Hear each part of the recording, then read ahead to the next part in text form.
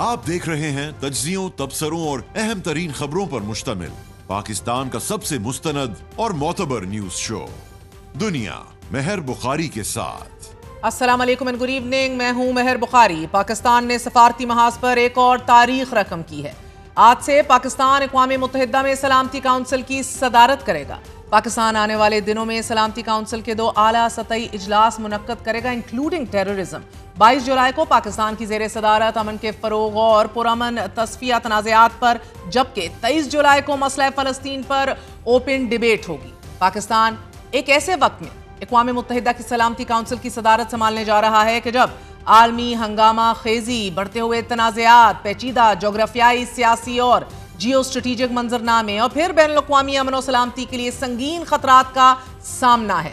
بلا شبہ یہ پاکستان کی سفارتی کامیابی کا ایک بڑا ثبوت ہے۔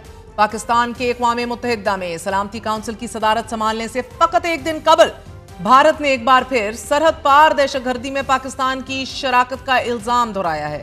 بھارت نے اقوام متحدہ کے ہیڈ کوارٹرز میں دہشت گردی کی انسانی قیمت نامی ایک نمائش کا اہتمام کیا ہے کہ جس میں بین الاقوامی دہشت گردی کے مبینہ اسپانسر کے طور پر پاکستان کی کردار کی طرف توجہ مضبوط کرنے کی کوشش کی ہے۔ بھارتی وزیر خارجہ ایس جے شنکر نے نمائش کا افتتاح کرتے ہوئے عالمی برادری پر یہ زور دیا کہ وہ اس بات کو یقینی بنانے کے لیے متحد ہو جائیں کہ دہشت گردوں کو کسی قسم کی رعایت نہ ملے، ان کے ساتھ پراکسیز کے طور پر برتاؤ نہیں ہونا چاہیے اور جھوری بلیک میلنگ کے آگے جھکنا نہیں۔ گزشتہ روز ہی انڈونیشیا میں India Pakistan air battle seminar کے دوران بھارتی navy officer captain Shiv Kumar نے اپنی ہی حکومت کو آئینہ دکھایا۔ بھارتی اخبار دی وائر کی رپورٹ کے مطابق کیپٹن شیو کمار کا یہ کہنا تھا کہ مودی حکومت کے سخت سیاسی احکامات نے بھارتی فضائیہ کی کارروائیاں محدود کی۔ بھارتی افواج خود مختار ہے ہی نہیں بلکہ سیاسی احکامات کی پابند ہے۔ مودی حکومت کی سیاسی مداخلت کے باعث بھارتی فضائیہ پاکستانی فوجی اہداف کو نشانہ نہ بنا سکی۔ کیپٹن شیو کمار کے انکشافات کے بعد کانگریس نے بھی مودی سرکار پر کڑی تنقید کی ہے۔ یاد دلایا گیا کہ اس سے قبل chief of defence staff Anil Chauhan بھی آپریشن سندور کے دوران بھارتی طیاروں کے گرنے کا انٹرنیشنلی اعتراف کر چکے ہیں۔ کانگریس نے سوال اٹھایا کہ اس حساس قومی مسئلے پر پارلیمنٹ کا خصوصی اجلاس بلانے کا مطالبہ کیوں مسترد کیا گیا ہے؟ And that is a question that still remains. ناظرین، سفارتی کامیابی کا دوسرا بڑا ثبوت کورٹ آف آربیٹریشن کا بڑا فیصلہ ہے۔ 2 دن قبل ہیگ میں قائم کورٹ آف آربیٹریشن یعنی کہ ثالثی عدالت نے سنتاس معاہدے پر اپنے ایک فیصلے میں واضح کر دیا ہے کہ انڈیا سنتاس معاہدے کو یک طرفہ طور پر معطل نہیں کر سکتا۔ اپنے فیصلے میں ثالثی عدالت نے یہ کہا ہے کہ انڈیا کا سنتاس معاہدے کو یک طرفہ طور پر معطل کرنے کا اقدام عدالت کی قانونی حیثیت پر اثر انداز نہیں ہو سکے گا۔ عدالت نے مزید کہا ہے کہ سنتاس معاہدے میں اسے معطل کرنے کی کوئی شک موجود نہیں اور نہ ہی کوئی فریق یک طرفہ طور پر تنازعات کو حل کیے جانے کے عمل کو روک سکتا ہے۔ عدالت نے یہ بھی کہا کہ گو کہ انڈیا اس معاہدے کو معطل قرار دے رہا ہے، تاہم عدالت کی ذمہ داری ہے کہ وہ ثالثی کی کارروائیوں کو بروقت مؤثر اور منصفانہ طریقے سے آگے بڑھائے۔ ناظرین، پاکستان نے سنتاس معاہدے پر مستقل ثالثی عدالت کے فیصلے کا خیر مقدم کرتے ہوئے بھارت سے فوری اور دیانتدارانہ عمل درآمد کا مطالبہ کیا ہے، جبکہ نو سرپرائزز ہے، انڈیا کی وزارت خارجہ نے اپنے بیان میں اس فیصلے کو نہ صرف مسترد کر دیا ہے بلکہ ثالثی عدالت کو غیر قانونی اور نام نہاد کورٹ آف آربیٹریشن قرار دیا ہے۔ By the way, do you see any parallels between India and Israel here? دونوں پرایا سٹیٹس ہیں، دونوں ٹاکسک سٹیٹس ہیں، روگ سٹیٹس ہیں جو دنیا کے کسی اصول کو، کسی پلیٹ فارم کو، کسی بھی طے شدہ پرنسپلز کو خاطر میں نہیں لاتے۔ مزید آگے بڑھتے ہیں۔ انڈیا تو اپنے بیان میں کہہ رہا ہے کہ انڈیا نے کبھی بھی اس نام نہاد ثالثی عدالت کے وجود کو ہی تسلیم نہیں کیا، بلکہ ہمارا موقف ہمیشہ یہ رہا ہے کہ اس نام نہاد ثالثی ادارے کی تشکیل بذات خود سنتاس معاہدے کی سنگین خلاف ورزی ہے۔ بیان کے مطابق اس کے نتیجے میں اس فورم کے سامنے کوئی بھی کارروائی اور اس کی جانب سے لیا گیا کوئی بھی فیصلہ غیر قانونی ہے۔ ایک ایسے وقت میں کہ جب بھارت مسلسل ہزیمت، تنقید اور سفارتی ناکامیوں سے دوچار ہے اور پاکستان میچورٹی، سفارتی کامیابیاں سمیٹ رہا ہے، ایک بڑی پیش رفت سامنے آئی ہے۔ पाकिस्तान और भारत के दरमियान सफारती सतह पर एक दूसरे की तहवील में मौजूद कैदियों की फहरिस्तों का तबादला हुआ है और ये तबादला 2008 के काउंसलर रिसाई मुआहिदे के तहत किया गया है। हुकूमत पाकिस्तान ने भारतीय हाई कमीशन के नुमाइंदे के हवाले 240 भारतीय या फिर भारतीय समझे जाने वाले कैदियों की फहरिस्त दी है।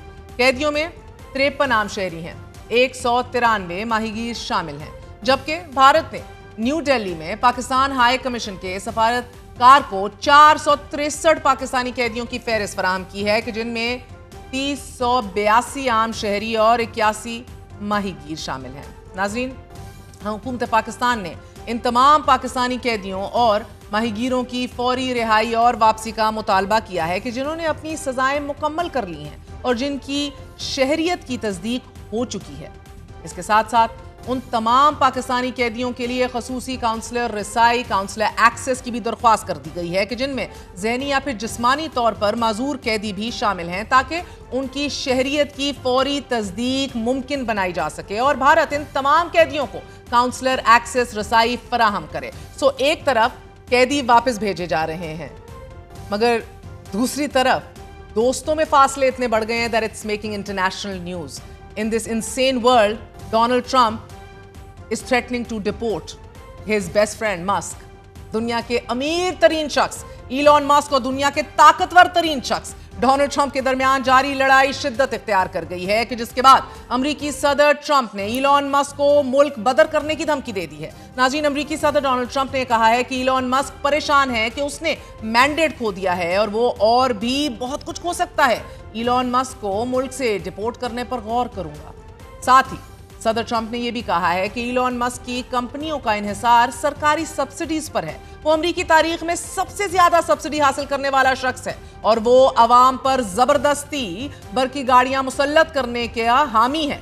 ट्रंप की धमकी के जवाब में इलॉन मस्क ने सदर ट्रंप पर तंज करते हुए कहा है कि मेरी कंपनियों को दी जाने वाली तमाम हुकूमती इमदाद और सब्सिडीज भी बंद कर दी जाएं।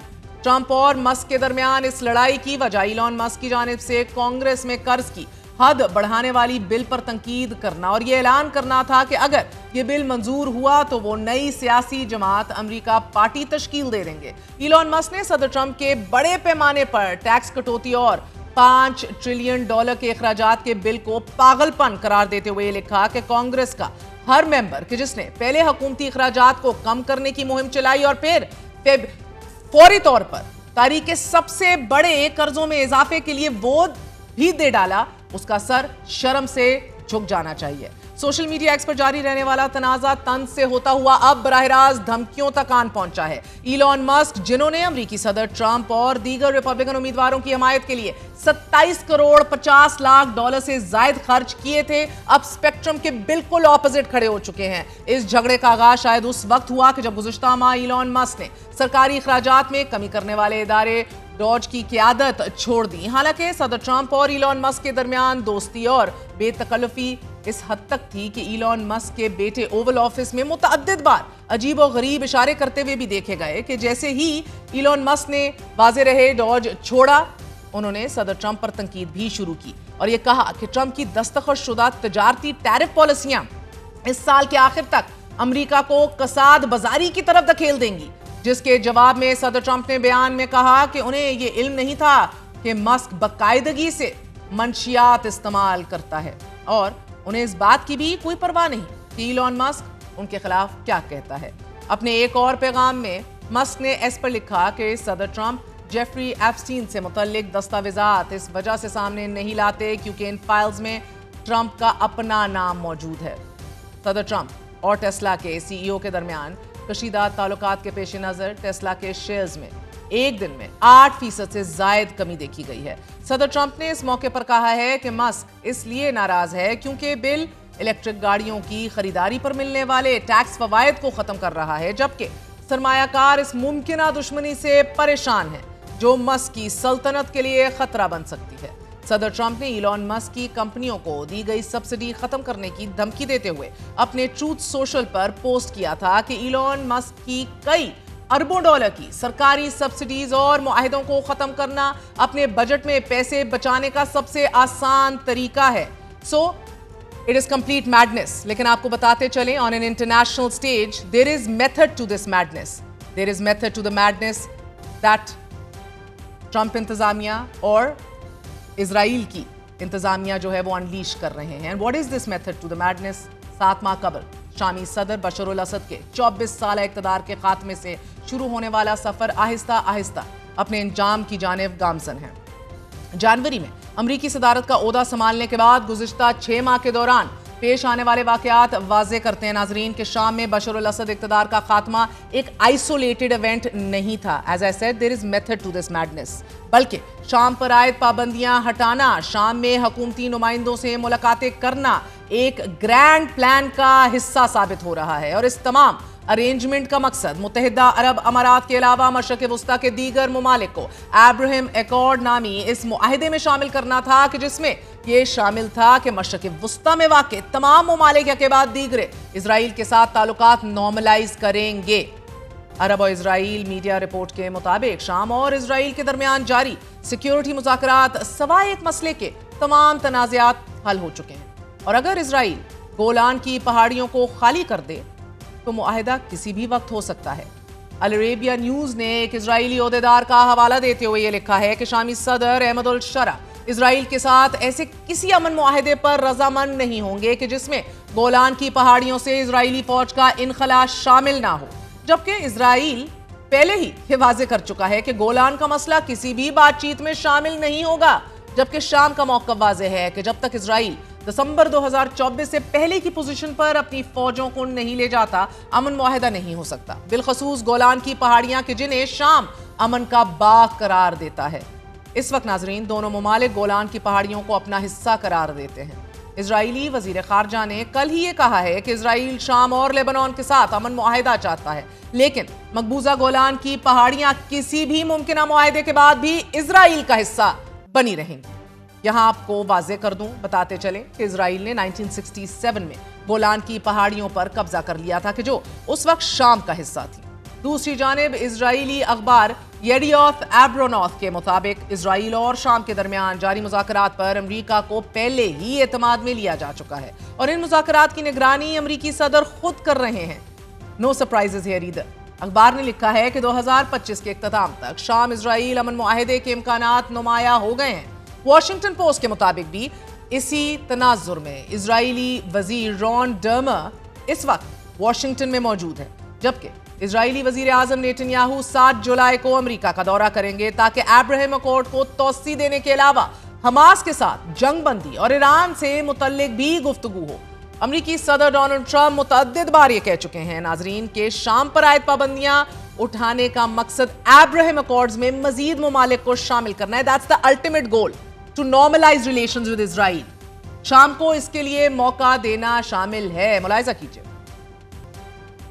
So as we said there is method to this madness. लेकिन आपने एक और अमरीकी सेइंग भी सुनी होगी, there is no free lunch. Indeed there isn't. So let's talk about sanctions. आज ही अमरीकी सदर ने शाम पर आयद अमरीकी पाबंदियां बाज़ाब्ता तौर पर खत्म कर दी हैं. फ्रांसीसी खबर रसाल इदारे AFP के मुताबिक सदर ट्रंप ने सऊदी अरब और तुर्किया की दरख्वास्तों पर मई में शाम पर आयद ज्यादातर सैंक्शंस और पाबंदियां उठा ली थीं. एक एग्जीक्यूटिव ऑर्डर में ट्रंप ने 2004 से नाफिज कौमी हंगामी हालत को खत्म कर दिया था. पाबंदियां हटाए जाने के बाद अमरीकी वजीर खारजा मार्को रूबियो ने एक बयान में कहा है कि ये इकदामात एक ऐसे शाम के साथ नए ताल्लुकात कायम करने के सदर के विजन की अक्कासी करते हैं कि जो खुद अपने साथ और अपने हमसायों के साथ अमन और हमआहंगी में हो.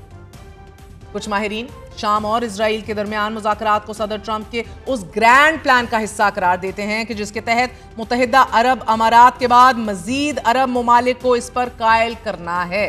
And that is an effort which is still continuing कि वो इजराइल के साथ ताल्लुकात नॉर्मलाइज कर लें. और इस सारे प्रोसेस में तेजी उस वक्त आई कि जब शाम में पहले बशर अल असद हुकूमत का खात्मा हुआ. जनवरी में सऊदी अरब ने बशर अल असद हुकूमत के खात्मे के बाद शाम पर आयद पाबंदियां खत्म करने के लिए आलमी दुनिया पर जोर दिया.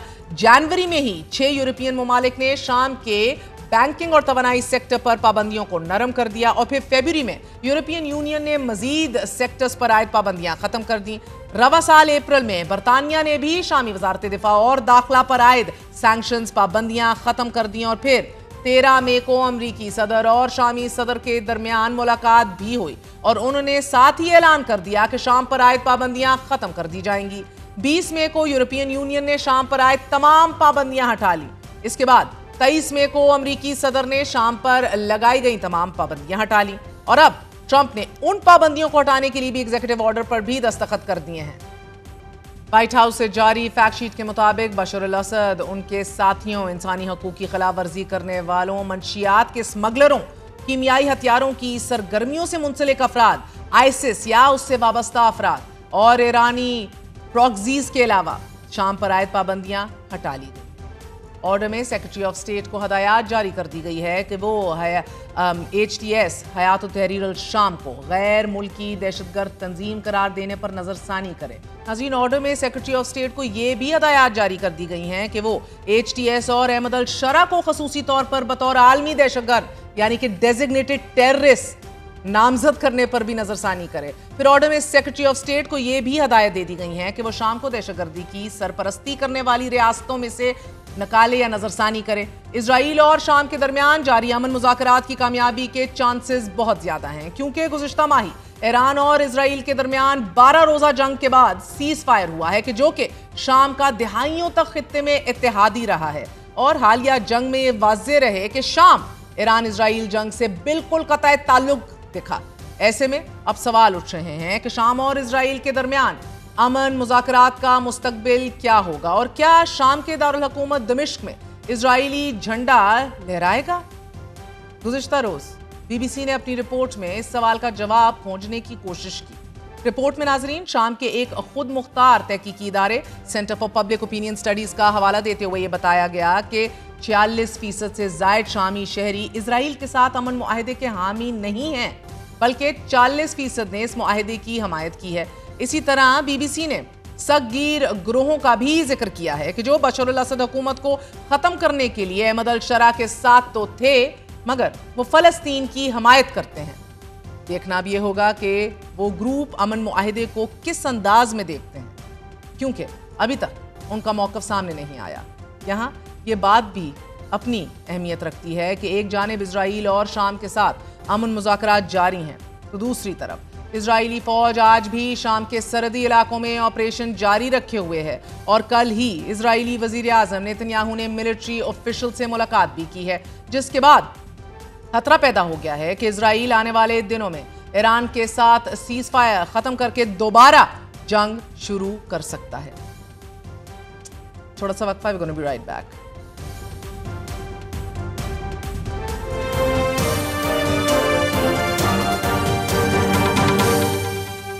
पेशावर, बलोचिस्तान, सिंध और इस्लामाबाद हाई कोर्ट्स के मुस्तकिल चीफ जस्टिस साहिबान के नामों की मंजूरी दे दी गई है। 4 हाई कोर्ट्स के मुस्तकिल चीफ जस्टिस की तकर्री के लिए जुडिशल कमीशन का इजलास chairman judicial commission chief justice Pakistan याया अफरीदी की ज़ेर सदारत हुआ। नाज़रीन, इजलास में मुस्तकिल चीफ जस्टिस साहिबान की तकर्री के लिए हाई कोर्ट के सीनियर तरीन 3 जजेस के नामों पर गौर किया गया। जुडिशल कमीशन ने पेशावर हाई कोर्ट के चीफ जस्टिस के लिए जस्टिस अतीक शाह के नाम की मंजूरी दी, जबकि chief justice Islamabad high court के लिए जस्टिस सरफराज डोगर के नाम की मंजूरी दे दी गई। जस्टिस सरफराज डोगर को बतौर कायम मकाम chief justice Islamabad high court तकर्रुर किया गया था। Justice Sarfaraz Dogar Lahore high court के 15वें सीनियर जज थे। तबादले के बाद जस्टिस मोहसिन अख्तर के आनी की जगह जस्टिस सरफराज डोगर को सीनियर प्यूनी जज तैनात करते हुए बेंच नंबर 2 का सरबराह मुकर्रर किया गया। आज दौरान इजलास जस्टिस मंसूर अली शाह ने एतराज उठाया कि 26वीं आईनी तरमीम पर फैसला पहले होना चाहिए था। जस्टिस मुनीब अख्तर ने भी जस्टिस मंसूर अली शाह की राय के हक में राय दी, जबकि PTI के 2 मेंबरान जुडिशल कमीशन और वजीर कानून खैबर पख्तूनख्वा ने जस्टिस मंसूर अली शाह की राय से इत्तफाक किया। नाज़रीन, जुडिशल कमीशन के इजलास से पहले तहरीक इंसाफ के रुकन judicial commission senator Ali Zafar का सुप्रीम कोर्ट के बाहर मीडिया से गुफ्तगू करते हुए यह कहना था कि सीनियर जज ही को chief justice Islamabad high court मुकर्रर किया जाए। इस्लामाबाद हाई कोर्ट में जजेस सीनियरिटी का मामला अभी इंट्रा कोर्ट अपील में जेरे इल्तवा है। जब तक हाई कोर्ट जजेस की सीनियरिटी से मुतालिक इंट्रा कोर्ट पर फैसला नहीं हो जाता, मामला जेरे गौर नहीं आना चाहिए। 26वीं तरमीम के बाद जजेस के तबादले और तकर्रियां बदलती सियासी हैयत का अहम तरीन मोड़ था, जिसे कोर्ट पैकिंग का नाम दिया गया। اسلام آباد ہائی کورٹ بار ایسوسی ایشن، اسلام آباد بار کونسل اور اسلام آباد ڈسٹرکٹ بار ایسوسی ایشن نے اسلام آباد ہائی کورٹ میں 3 ججز کی تعیناتی کے خلاف ملک گیر احتجاج کی کال بھی دی تھی، جبکہ اسلام آباد ہائی کورٹ کے 5 ججز کے جن میں جسٹس محسن اختر کیانی، جسٹس میاں گل حسن اورنگزیب، جسٹس طارق محمود جہانگیری، جسٹس بابر ستار اور جسٹس سمن رفت امتیاز نے ہائی کورٹ سے ججز کی اسلام آباد ہائی کورٹ میں تبدیلی پر تحفظات کا اظہار کیا تھا۔ اسلام آباد ہائی کورٹ کے 5 ججوں نے اعتراض کرتے ہوئے درخواست دائر کی کہ جس میں موقف اختیار کیا گیا تھا کہ آئین کے تحت ہائی کورٹ کے جج کو کسی دوسری ہائی کورٹ میں تبادلے کے بعد نیا حلف اٹھانا چاہیے، جس سے ان کی سینیورٹی رینکنگ متاثر ہونی چاہیے۔ سپریم کورٹ کے آئینی بینچ نے 3 ججز کا اسلام آباد ہائی کورٹ میں تبادلہ آئینی اور قانونی قرار دیتے ہوئے اسلام آباد ہائی کورٹ کے 5 ججز کی جانب سے دائر کردہ درخواستیں مسترد کر دی تھی۔ عدالت نے فیصلہ جاری کیا تھا کہ ججز کا تبادلہ غیر آئینی نہیں ہے، اور فیصلے میں کہا گیا تھا کہ یہ اختیار آرٹیکل 175 کے تحت ججوں کی تقرری سے بالکل الگ ہے اور دونوں ایک دوسرے کو کالعدم نہیں کرتے۔ منتقلی کو تقرری سمجھنا آئین کے روح کے منافی ہے، لیکن اب یہ تقرری ہی ہوئی ہے۔ ناظرین، آج ہی جوڈیشل کمیشن کا اجلاس شروع ہونے سے قبل بلوچستان ہائی کورٹ کے جسٹس محمد کامران خان نے اس بات کی نشاندہی بھی کی کہ جسٹس ریٹائرڈ نذیر احمد لانگو کی بطور رکن اجلاس میں مسلسل شرکت آئین کے آرٹیکل 175 کی خلاف ورزی ہے۔ ڈان اخبار میں بھی آج شائع ہونے والی خبر میں بتایا گیا ہے کہ جسٹس کامران خان نے جوڈیشل کمیشن کے سیکرٹری کو 2 صفحات پر مشتمل خط میں اعتراض اٹھایا ہے کہ سابق جج کو اجلاس میں شرکت کے لیے مدعو کرنا آئینی طریقہ کار کے منافی ہے۔ درخواست میں نشاندہی کی گئی ہے کہ آئینی روایات کے مطابق جب بھی کسی ہائی کورٹ کے چیف جسٹس کی تقرری کے لیے نامزدگی جوڈیشل کمیشن کے سامنے پیش کی گئی، متعلقہ سابق جج کی رکنیت ہر بار نئے سرے سے کی گئی۔ مثال کے طور پر جب جسٹس جمال خان مندوخیل کو بلوچستان ہائی کورٹ کا چیف جسٹس نامزد کیا گیا تو جسٹس ریٹائرڈ قاضی فائز عیسیٰ کو جوڈیشل کمیشن کا رکن نامزد کیا گیا۔ اسی طرح جسٹس نعیم اختر افغان اور جسٹس ہاشم خان کاکڑ کی نامزدگی کے وقت جسٹس جمال خان مندوخیل کو ایک بار کے لیے جوڈیشل کمیشن کا رکن مقرر کیا گیا تھا۔ It's a matter of record جو لیٹر میں ڈالا جا رہا ہے۔ تمام تر تحفظات کے باوجود ججز کے پہلے تبادلے کیے گئے، پھر تعیناتی اور چیف جسٹس مقرر ہو گئے۔ ایسے میں کوئی عدالتی فیصلوں کو اگر حد پہ تنقید رکھے گا تو کیا بجا نہیں ہوگا؟ یہ سوال اس خط میں اٹھایا جا رہا ہے۔ بات کرتے ہیں، ہمارے ساتھ مشیر وزیر اعظم رانا ثناء اللہ صاحب موجود ہیں۔ رانا صاحب بہت بہت شکریہ ساتھ دینے کا۔ سر، چیف جسٹس سپریم کورٹ آج آپ نے دیکھا ان کی سربراہی میں جوڈیشل کمیشن کا اجلاس ہوا ہے، لیکن انفارچونیٹلی ادھر بھی سوالات اٹھائے گئے ہیں اور یہ کہا ہے کہ 26ویں آئینی ترمیم کا میٹر ریزالو ہو جانا چاہیے تھا سر، مگر ہم اس کو ایڈریس نہیں کرتے اور دھڑا دھڑ آگے چلے جا رہے ہیں۔ منصور علی شاہ صاحب کے ساتھ بہت سے لوگوں نے اور آواز اٹھائی کہ کیوں اوریجنل ایشو کو ہم لوگ ایڈریس نہیں کر رہے اور آگے بڑھتے جا رہے ہیں۔ نہیں تو اس میں غلط کیا ہے؟ ایک جوڈیشل کمیشن جو ہے وہ ایک کمپیٹنٹ فورم ہے، اس فورم میں سبھی کی نمائندگی ہے، وہاں پہ گورنمنٹ موجود ہے، وہاں پہ اپوزیشن موجود ہے، وہاں پہ عدلیہ ایک ادارے کے طور پہ جو ہے وہ وہاں پہ موجود ہے، وہاں پہ ہمارے وکلا جو ایک بڑا اسٹرانگ انسٹیٹیوشن ہے اس کی نمائندگی موجود ہے، اور وہاں پہ اس کو بیلنس کیا گیا ہے 26ویں ترمیم کے ذریعے۔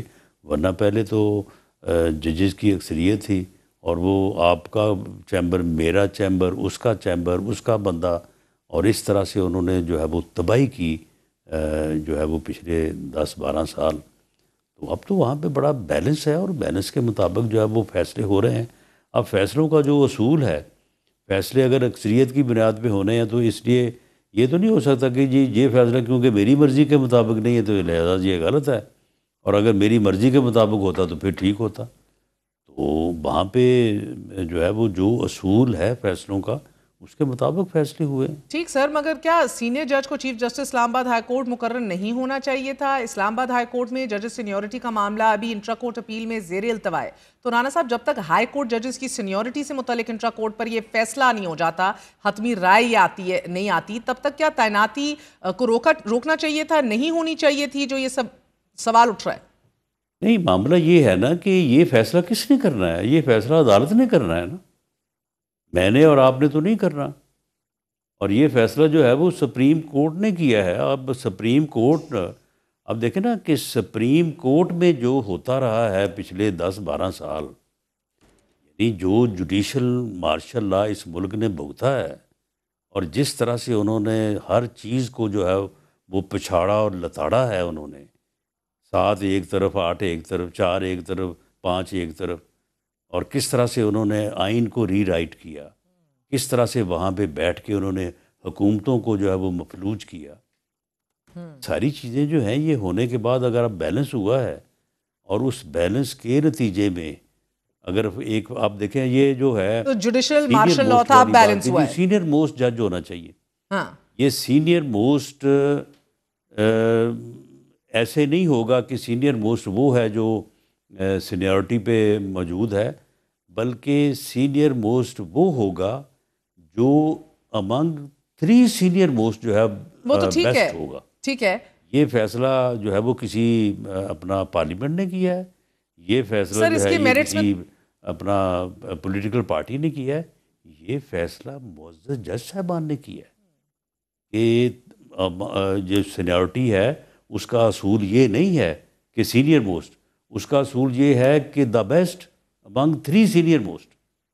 اب اس کے مطابق اگر فیصلے ہو رہے ہیں تو پھر اس کے مطابق اگر یا فریدی صاحب سپریم کورٹ کے چیف جسٹس بنے ہیں، اس کے مطابق اگر جو ہے وہ باقی ہائی کورٹس کے چیف جسٹس بنے ہیں تو وہ اس لیے غلط ہیں کہ وہ ایک مخصوص لابی کی مرضی سے نہیں ہے، جبکہ اسی لابی میں موجود جج صاحبان جو آج اختلاف کر رہے ہیں، ٹھیک ہے اختلاف کرنا ان کا حق ہے، لیکن یہ اصول تو انہوں نے طے کیا. سر آپ کہہ رہے ہیں پہلے جوڈیشل مارشل لاء تھا لیکن اب نہیں ہے، اب بیلنس ہے، مگر اب آپ لابیز کا بھی ذکر کر رہے ہیں عدالت کے اندر ہی. سر میں تو اس کی بات ہی نہیں کر رہی. I want to know about عدالت نے 5 ججوں کی درخواست پہ فیصلہ دیا تھا کہ یہ اختیار آرٹیکل 175 کے تحت ججوں کی تقرری سے بالکل الگ ہے، دونوں ایک دوسرے کو کالعدم نہیں کرتے، اوور لیپ ہیں. سو منتقلی کو تقرری سمجھنا آئین کی روح کے منافی ہے، یہ بتایا گیا تھا، مگر اس کے بالکل برعکس ہو رہا ہے.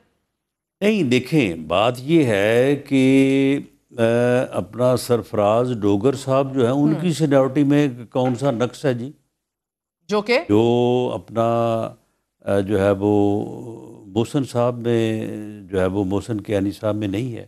اچھا، جب یعنی کچھ مخصوص فیصلے جب اپنا اسلام آباد ہائی کورٹ میں ہوتے رہے ہیں تو اس وقت بھی آپ کو پتہ ہی ہے نا کہ کن ججز کے جو ہے وہ خاص طور پہ نام لیے جاتے تھے.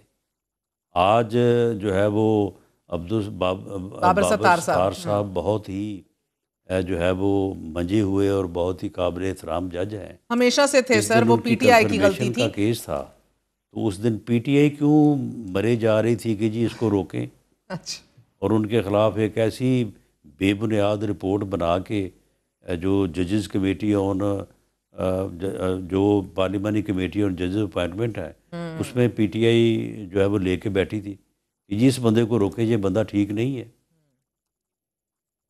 دیکھیں یہ آپ وقتی طور پہ جو ہے وہ اپنے مفاد کو مد نظر رکھتے ہوئے اگر کوئی بیانیہ جو ہے وہ بنایا جائے وہ بیانیہ درست نہیں ہے. یہی تو آپ لوگ کر رہے ہیں سر. جو ججز اس وقت یعنی یہ خط لکھنے میں جو ہے وہ پیش ہیں، وہ اسلام آباد ہائی کورٹ ہو یا سپریم کورٹ ہو، تو آپ مجھے بتائیں کہ خط لکھنے کے اس شوق نے عدلیہ کے پلے کچھ چیز چھوڑی ہے کوئی؟ یعنی ایک جج صاحب کا ساتھ والا کمرہ ہے، دونوں کا دروازے میں جو ہے وہ 4 فٹ کا فرق ہے، تو وہ آپس میں بات ہی نہیں کرتے، آپس میں خط لکھتے ہیں، اور خط جو ہے وہ ساتھ والے کمرے میں بعد میں پہنچتا ہے تو ٹی وی پہ جو ہے وہ پہلے چل رہا ہوتا ہے.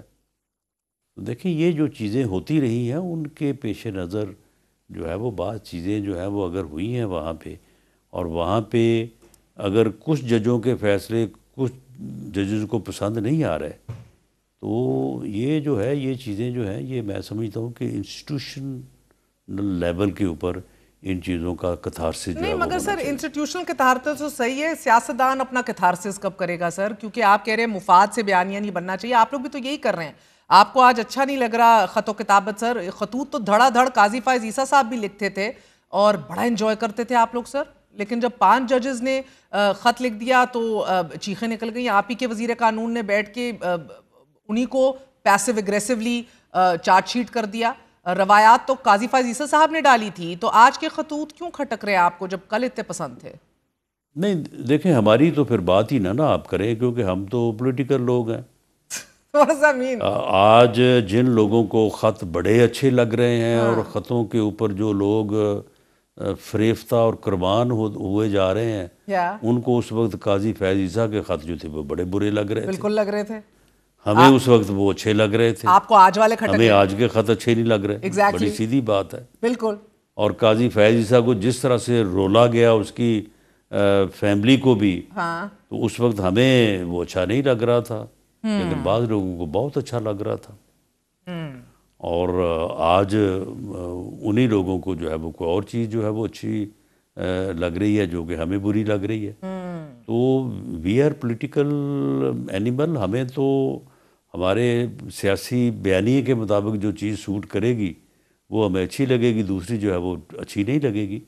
لیکن انسٹیٹیوشنز میں تو ایسا نہیں ہونا چاہیے. انسٹیٹیوشنز میں تو جو لوگ بیٹھے ہیں ان کے معاملات تو ایسے نہیں ہونے چاہیے. وہ آج سے پہلے اگر ایسے رہے ہیں وہ بھی ٹھیک نہیں رہے, اگر آج ایسے ہیں تو وہ بھی ٹھیک نہیں ہے. انہیں چاہیے کہ وہ بیٹھیں وہاں پہ. آج بھی سب سے بڑی اکثریت جوڈیشل کمیشن میں عدلیہ کی ہے. سر یہ مجھے بتائیں, سیاسی بیانیاں سوٹ کریں نا, مجھے سمجھا دیں. آپ نے کہا پولیٹیکل اینیمل, سیاسی جانور کی بھی تو کچھ اصول ہوتے ہی ہوں گے نا سر. اداروں کے آپ بات کر رہے ہیں کہ وہ انسٹیٹیوشنز فیصلہ کریں, ان کے پلے چھوڑا ہی کیا ہے سر؟ یا آپ استعمال ہوتے ہیں یا پھر استعمال کرتے ہیں؟ اب تحریک انصاف ایک بار پھر 10 محرم سے تحریک کا آغاز کرنے جا رہی ہے, یہ اعلان کر دیا ہے. جو رویہ 2011 سے اب 2025 آ گیا ہے, جو رویہ کہ میں اپنے مخالف کو چھوڑوں گا نہیں, میں اسے جو ہے وہ یعنی جب مجھے موقع ملے یا مجھے موقع ملا تو میں نے لوگوں کے خلاف جو ہے وہ سزائے موت کے کیپٹل پنشمنٹ کے کیس بنائے, سب کو پکڑ کے جو ہے وہ جیل میں ڈالا. اور میرا یہ پروگرام تھا کہ سب کو ختم کرنا ہے, اور صرف جو ہے وہ اسٹیبلشمنٹ کو ساتھ لے کے یک جماعتی حکومت جو ہے وہ قائم کرنی ہے, باقی ہر چیز ختم کرنی ہے. یا تو یوز ہوتے ہیں, اگر میں آج بھی اسی بات پہ قائم ہوں کہ میں نے نہ کسی سے ڈائیلاگ کرنا ہے, نہ میں نے ڈیموکریٹک رویہ بنانا ہے, نہ میں نے کسی کے ساتھ بیٹھ کے معاملہ سلجھانا ہے, میں نے تو اپنے مخالفین کو ختم ہی کرنا ہے. تو پھر میرے مخالفین جو ہے وہ کیا مجھے میرے گلے میں ہاتھ ڈالیں گے, ویلکم کریں گے کہ آئیں جی, آ کے جو ہے وہ ہمارا خاتمہ بالخیر فرمائیں. کوئی تو اصول ہونے چاہیے. کیا کریں گے یا کیا ان کرنا چاہیے؟ ٹھیک, وہی ہم کریں گے. چڑھ دوڑو, یہ تحریک چلائیں, اسے پوری سختی کے ساتھ جو ہے وہ اسے روکا جائے گا, اور اس کے لیے جو بھی کرنا جو ہے وہ مناسب اور مؤثر ہوا وہ کیا جائے گا. اچھا. اور ملک کو اس لمحے کے اوپر ڈی اسٹیبل کرنے کی کسی کو اجازت نہیں دی جائے گی. سر جو بھی کرنا ہو کیا جائے گا. مسئلہ یہ ہے کہ سر ایک بڑی اپرچون مومنٹ ہے آپ کے پاس, is enjoying your credibility post India Pakistan conflict. کہیں نہ کہیں اسپیس ملی ہے, credibility is probably pushing it. But sir Aleema Khan نے جب عمران خان کا پیغام دیا ہے تو جو عمران خان کے بیانیے کے ساتھ نہیں کھڑا بقول ان کے وہ جماعت چھوڑ دے, تو یہ جو تھوڑی سی اسپیس ملی ہے نا سر, ادھر آپ کو گنجائش دے رہے ہیں وہ جو قید کیے ہوئے ہیں, جو پابند سلاسل ہے. شاہ محمود قریشی کا بیان سامنے آیا ہے, جماعت کو مذاکرات چاہیے وہ کہہ رہے ہیں. شاہ محمود, میاں محمود الرشید رانا صاحب, ڈاکٹر یاسمین راشد, اعجاز چودھری, عمر سرفراز چیمہ اس میں شامل ہیں. انہوں نے کھلا خط لکھا ہے اور وہ کہہ رہے ہیں حکومت سے مذاکرات ہمیں کرنے چاہیے. عمران خان کا رویہ گو کہ بالکل رانا صاحب ایسا ہے کہ جو ان کو مزید آئسولیٹ کر رہا ہے, مگر یہ جو سپیس آپ کو وہ دے رہے ہیں پابند سلاسل لوگ جن کو بیل پہ بھی نہیں چھوڑا جاتا, اس کو آپ اویل کریں گے؟ آپ کو کیا سوٹ کرتا ہے؟ پاگل پن کبھی کسی کو سوٹ کر سکتا ہے؟ ہمیں کیا سوٹ کرنا یا نہیں کرنا, اس ملک کو نہیں سوٹ کر رہا. اس ملک کو ڈیموکریٹک پروسیس کا چلنا, ڈیموکریٹک فورسز کا ٹیبل پہ بیٹھنا, سیاسی جماعتوں کا جو ہے وہ ایک دوسرے کو برداشت کرنا, ایک دوسرے کو چانس دینا, ایک دوسرے کے ساتھ بیٹھ کے معاملوں کو ریزالو کرنا. سب سے بڑا اگر مسئلہ الیکشن کا مسئلہ ہے اور ان کو 24 کے الیکشن پہ اعتراض ہے, تو ان کو یہ نہیں معلوم کہ 18 کے الیکشن کے اوپر جو ہے وہ کیا ہوا تھا, اور ہمیں اعتراض تھا. اور اگر اس ملک میں الیکشن جو ہے ان کے فری اور فیئر ہونے میں جو ہے وہ ڈسپیوٹ ہے، اس ڈسپیوٹ کو کس نے دور کرنا ہے؟ اسٹیبلشمنٹ نے کرنا ہے، سیاستدانوں نے کرنا ہے، بیٹھ کے کرنا ہے تو کریں. اگر کوئی بیٹھنے کو تیار نہیں ہے تو پھر قصوروار وہ ہے، یا جو بار بار جو ہے وہ ریکویسٹ کر رہے ہیں کہ یہ آئیں، بیٹھیں، گفتگو کریں، معاملات کو سلجھائیں، وہ ہیں قصوروار. ٹھیک ہے، تو sir this is a space that you have to politically understand کہ آپ کو اس کو استعمال کرنا ہے، مگر مجھے بتائیے کہ دوسری طرف اسپیس گھٹی ہے، بڑی ہے، اس کانفلکٹ کے بعد عمران خان کے باہر نکلنے کے امکانات آپ کے نزدیک بڑھ گئے ہیں یا گھٹ گئے ہیں، کم ہو گئے ہیں؟ ان کے امکانات جنگ سے یا باقی باتوں سے جو ہے وہ نہ کم ہوئے ہیں نہ زیادہ ہوئے ہیں. انہیں زیادہ کرنے، کم کرنے، کامیاب کرنے، ختم کرنے میں ان کا اپنا ہی کمال ہے. یہ جس حال کو وہ پہنچے ہیں اس میں کسی کا کوئی عمل دخل نہیں ہے. بھلے کوئی جو مرضی کہتا رہے کہ جی میں نے یہ کر دیا، میں نے وہ کر دیا. جو انہوں نے کیا ہے نا، اگر وہ نہ کرتے تو کچھ بھی نہ ہوتا. اگر وہ اسمبلی سے عدم اعتماد کے بعد اسمبلی چھوڑ کر نہ جاتے، وہ حکومت ہماری جو 16 مہینے چلی ہے وہ 16 ہفتے نہ چلتی. اگر وہ صوبائی حکومتیں نہ توڑتے، صوبائی اسمبلیاں نہ توڑتے، 9 مئی نہ ہوتا. اگر 9 مئی نہ ہوتا تو اس کے بعد ہونے والا کچھ بھی نہ ہوتا. تو یہ سارا کچھ وہ خود ہی کر رہے ہیں. ابھی محرم کے بعد ان کا جو ارادہ ہے وہ آ جائے گا سامنے. مگر رانا صاحب یہ سب کچھ نہ ہوتا تو کسی اور کی جیتی ہوئی سیٹیں ہارا ہوا کیسے لیتا؟ نہیں سن لیں سن لیں اس بات کا بھی سن لیں. آپ مجھے بتائیں کہ یہ ہم نے کہا تھا کہ سنی اتحاد تحریک، جس نے نہ الیکشن میں حصہ لیا، جس نے نہ اسپیشل سیٹوں کے لیے اپنا نومینیشن پیپر فائل کیے، اس میں بیان الفی دے کے شامل ہو جائے، یہ ہمارا مشورہ تھا. اگر یہ لیگلی انہوں نے غلطی کی اور اس دوڑ سے باہر ہو گئے، اس کانسٹیٹیوشنل لیگل سکیم سے باہر ہو گئے جو اسپیشل سیٹوں کی ہے، تو اس کا بھی آپ الزام اگر آپ ہمیں دے رہے ہیں کہ یہ ہمارے کہنے پہ انہوں نے کیا ہے، تو پھر جو ہے وہ پھر آپ یہ دیکھ لیں کہ یہ کس حد تک درست ہے. قسمت بڑی مہربان ٹھہری ہے نا، میں تو نہیں الزام دے رہی سر. مجھے یہ بتائیے، تحریک انصاف کی پارلیمانی پارٹی نے اب ریزرو سیٹ سے متعلق فیصلے کے بعد وفاداری تبدیل ہونے کے خدشے کے پیش نظر اب یہ فیصلہ کر لیا ہے کہ اسمبلی سے ایک بار پھر وفاداری اور لائلٹی کا حلف لیا جائے گا. Will it work? دیکھیں، اس وقت یہ جو 5 انتہائی سینئر اور انتہائی کمیٹڈ اور اتنی، یعنی 1 سال سے زیادہ، بلکہ 2 سال ہو گئے ہیں، بعض کو 1.5 سال ہو گیا ہے، جیل میں بیٹھے لوگوں نے جو بات پریس ریلیز میں کہی ہے نا، ان کی پارٹی کے 95% لوگ اس بات پہ اوپر ہیں، اور وہ یہ بات اپنی نجی محفلوں میں کرتے ہیں کہ خان صاحب جس راستے پہ اور جس پالیسی کو لے کے آگے بڑھ رہے ہیں، یہ پارٹی کے لیے بھی غلط ہے، ملک کے لیے بھی غلط ہے.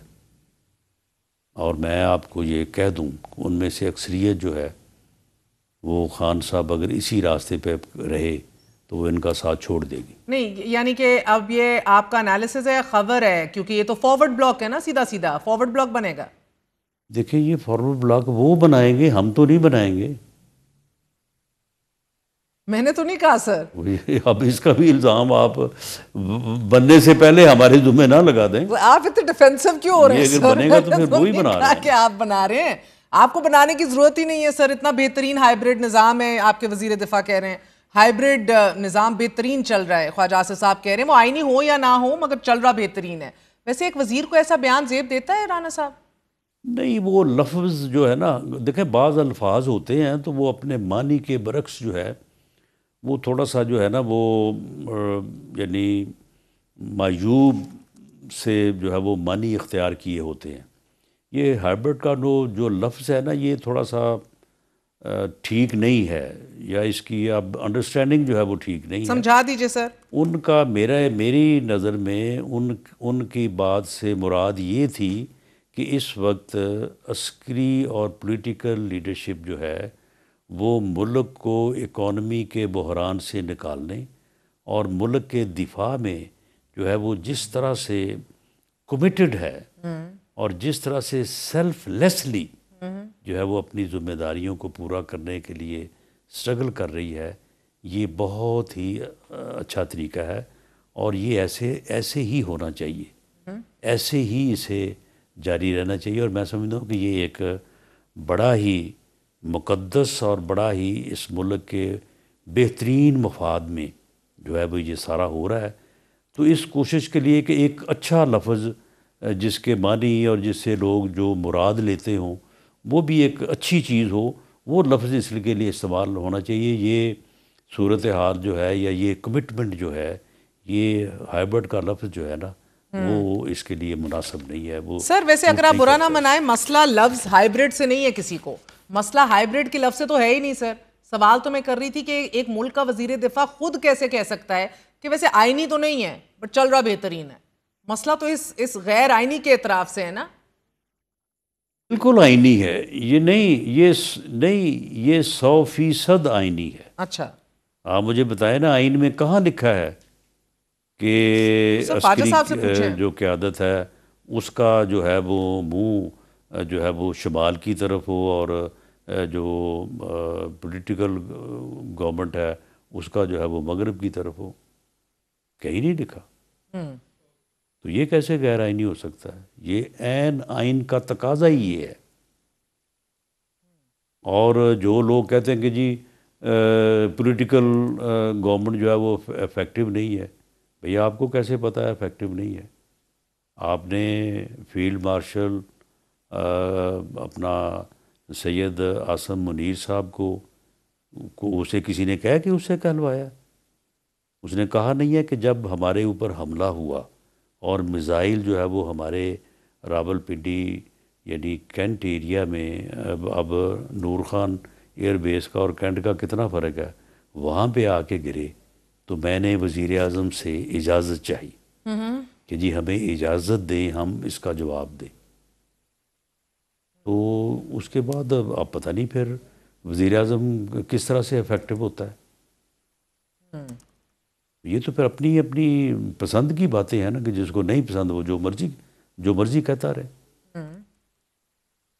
میں کیبنٹ کا حصہ ہوں، میں نے کبھی نہیں دیکھا کہ عسکری قیادت جو ہے وہ اپنی مرضی جو ہے وہ تھوپ رہی ہو، بلکہ ہمیشہ انہوں نے اپنی جن معاملات میں بھی ان کی رائے جو ہے وہ ریلیونٹ ہوتی ہے، ہمیشہ میں نے دیکھا ہے وہ اپنی رائے دیتے ہیں۔ تو کبھی ان کی رائے بڑی صائب ہوتی ہے اور کبھی اس کے سے اگر پولیٹیکل سائڈ پہ اختلاف ہو تو کبھی انہوں نے اس کے اوپر ضد نہیں کی۔ اچھا ہوا نا سر، بیکاز دیکھیں مجھے تو نہیں پھر سمجھ آ رہی، کیا خواجہ صاحب جمہوری زیادہ ہیں، سینسیٹیو زیادہ ہیں، مجبور زیادہ ہیں؟ نہیں، وہ ہائبرڈ کا لفظ جو ہے نا وہ یہ میں سمجھتا ہوں کہ یہ اس وقت جو پولیٹیکل اور عسکری قیادت جو مل کے ملک کا جس طرح سے انہوں نے دفاع کیا ہے، جس طرح سے انہوں نے جو ہے وہ اکانومی کو ریوائیو کیا ہے، وہ یہ لفظ ڈیزرو نہیں کرتے۔ وہ تو سر یہ پھر آپس میں بھی آپ لوگ ڈسکس کر لیں، کیونکہ پھر آپ وہ کہتے ہیں ہائبرڈ پلس ہے، غیر آئینی ہے بٹ بہترین ہے، نارمل کہیں گے اس سیٹ اپ کو آپ؟ اٹس نارمل نہیں، اٹس نارمل ہمیں عادت پڑی ہوئی ہے کہ اب نارمل چیزوں کو اب نارمل طریقے سے دیکھنے، اٹس نارمل۔ ٹھیک ہے، یعنی اب آپ بتائیں نا کہ اس میں کون سی، اب اگر SIFC جو ہے اپنا جو اگر اس میں وہ لوگ بیٹھ کے اگر وہ آپ ملک کی خدمت کر رہے ہیں اور وہ معاملات جس میں جو ہے وہ ان کی ضرورت ہے اس میں وہ ہاتھ بٹا رہے ہیں، تو آپ مجھے بتائیں کہ اس میں جو ہے وہ اگر ملک اکنامیکلی اگر بہتر ہو جائے تو اس میں آپ بتائیں مجھے اس میں کون سی برائی کون سی ہے؟ نہیں سر، میں نے برائی تو کہی نہیں، میں تو کلیئرٹی چاہ رہی ہوں نا سر، وضاحت، ابھی تو ہم سمجھنا ہی چاہ رہے ہیں۔ سسٹم پھر لمبا کھینچ رہے ہیں آپ لوگ سر، بیکاز اب یہ اگلی آئینی ترمیم کا بھی ذکر ہو رہا ہے، ججز کی ریٹائرمنٹ کی عمر بھی 70 سال کرنے کی اب یہ بات ہو رہی ہے، تو لمبا ہی کھنچ رہا ہے پھر سر۔ 10 سال کی بات نہیں کرتا، لیکن اس ملک کو یہ ضرورت ہے ہے کہ کم از کم 2-3 سال جو ہے نا وہ اسی طرح سے اگر دیکھیں یہ جو ہمارا اکانومی کا مسئلہ ہے تو اگر ملک جو ہے وہ اس بحرانی کیفیت سے نکل جائے ہاں اور ایک خوشحال پاکستان بن جائے تو اس میں آپ مجھے بتائیں کہ حرج کیا ہے. اور جو تشخص اس وقت یہ مئی کے مارکہ حق و باطل کی فتح کے بعد جو بنی ہے اگر اس میں 2 یا 3 سال مل جائیں تو آپ یقین کریں کہ ہم اس اکانومی کے بحران سے نکل جائیں گے اور اس منزل پہ پہنچ جائیں گے کہ اس کے بعد جس طرح سے ایٹمی دھماکوں کے بعد دفاع جو ہے وہ ناقابل تسخیر ہے, ہماری اکانومی بھی جو ہے وہ نہیں. ناقابل مگر رانا تسخیر صاحب ہو مجھے جائے پہلے گی. یہ تو سمجھا دینا 2 سال یا 3 سال اور مل جائیں, کیا مطلب اور مل جائیں؟ آپ حکومت کا تو ہے نا 5 سال سر, آپ ہی کے ہیں نا اب یہ 5 سال, اگر اور مل جائیں what do you mean؟ نہیں 5 سال جو ہے وہ تو 5 کے 10 بھی ہو سکتے ہیں, وہ تو ایک علیحدہ بات ہے نا. 5 کے 10 لیکن موجودہ جو اکانومی کا بحران ہے یہ سر 5 کے 10 ہو اگر جائیں. آج یہ کہا یہ جائے پوچھ کہ رہی ہوں. ملک نکلا ہے, نہیں ایسا نہیں ہے, ملک نکلا نہیں ہے. ابھی ہم بالکل رسک لائن پہ, اس رسک لائن پہ کھڑے ہیں. لیکن کیا صحیح سمت ریوائیول کی طرف ہمارا سفر شروع ہو گیا؟ ہاں ہو گیا. اچھی بات ہے ہو گیا سر, مگر میں یہی تو پوچھیے 5 کے 10 تو نہیں ہو جائیں گے؟ ادھر آپ 5 کے 10 کی میں بات کر رہی ہوں, ادھر لگ رہا ہے کہ سر خیبر پختونخوا میں وہ 5 بھی نہ شاید ہوں. تو مجھے بتائیں یہ علی امین گنڈا پور کو کتنا خطرہ ہے سر؟ دیکھیں وہ پی ٹی آئی کی طرف سے تو خطرے میں ہیں, لیکن اب ان کا کوئی پتہ نہیں وہ پی ٹی آئی کو خطرے میں نہ ڈال دیں. اچھا اگر ان کے ساتھ کو 15-20 بندے ہیں تو وہ پی ٹی آئی کو خطرے میں ڈال دے گی. پی ٹی آئی انہیں چاہتی ہے اب ہٹائے, اور آگے سے اگر وہ اکڑ گئے تو 15-20 بندے ان کے ساتھ ہوئے تو پھر پی ٹی آئی کی وہاں پہ اکثریت جو ہے وہ ختم ہو سکتی ہے. پھر ایسا بھی ہو سکتا ہے. Interesting, very very interesting. Sir ایک آخری سوال مختصراً آپ سے جاننا چاہوں گی, مگر تشنیگی رہ گئی. رانا صاحب بہت بہت شکریہ ساتھ دینے کا, بہت بہت شکریہ. بڑا امپورٹنٹ اہم ترین انٹرویو تھا, آپ نے سنا. ناظرین رانا صاحب کا کانفیڈنس ہے, اعتماد ہے, بلا کا اعتماد ہے. شاید کسی نے یہ صحیح کہا تھا کہ تم سے پہلے وہ جو ایک شخص یہاں تخت نشین تھا اس کو بھی اپنے خدا ہونے پہ اتنا ہی یقین تھا. Time really does surprise you and politics in Pakistan surprises you even more. Program میں آگے بڑھتے ہیں. اسرائیل نے رات گئے سویلین آبادی پر وحشیانہ حملے کر کے مزید 95 فلسطینیوں کو شہید کر دیا ہے. ساحلی کیفے پر آن اے کیفے ایک حملہ کیا گیا ہے. 39 معصوم شہری اور کئی صحافی اس میں شہید ہو گئے ہیں. امدادی کیمپس, 4 سکولز, عام گھروں پر حملوں میں 56 عام شہریوں نے جام شہادت نوش کیا ہے. ناظرین ایک الگ حملے میں ایک ہسپتال کو بھی نشانہ بنایا گیا ہے کہ جس میں متعدد افراد زخمی ہو گئے ہیں. غزہ سٹی کے شمال میں واقع سمندر کے ساحل پر واقع البقا کیفے پر اسرائیل نے اس وقت حملہ کیا کہ جب 100 سے زائد فلسطینی کیفے میں موجود تھے اور کچھ بچوں کی سالگرہ کی تقریب میں بھی مصروف تھے. اس کیفے میں فلسطین کے صحافی بھی موجود تھے کہ جو اس لیے یہاں اکٹھے ہوئے تھے کہ یہ واحد کیفے تھا, the one and only, کہ جہاں بجلی اور انٹرنیٹ کی جو سہولت ہے وہ موجود تھی, اور صحافی دن بھر کی خبریں یہاں سے اکٹھے ہو کر پھر دنیا سے شیئر کرتے تھے. بیکاز ایز یو نو اسرائیل تو کسی اور باہر کے صحافی کو آنے ہی نہیں دیتا اندر. حملہ اتنا شدید تھا کہ کیفے مکمل طور پر زمین بوس ہو گیا اور زمین پر ایک بڑا گھڑا بن گیا جس میں درجنوں لاشیں دب گئیں. حملے سے کیفے میں موجود لوگوں کے چیتھڑے اڑ گئے اور اس میں کئی بچے, کئی خواتین بھی جام شہادت نوش کر گئیں. ان کو بھول نہیں سکتے کہ ان سب حالات کا جواب دینا ہوگا. اجازت دیجیے. گڈ نائٹ, اللہ حافظ.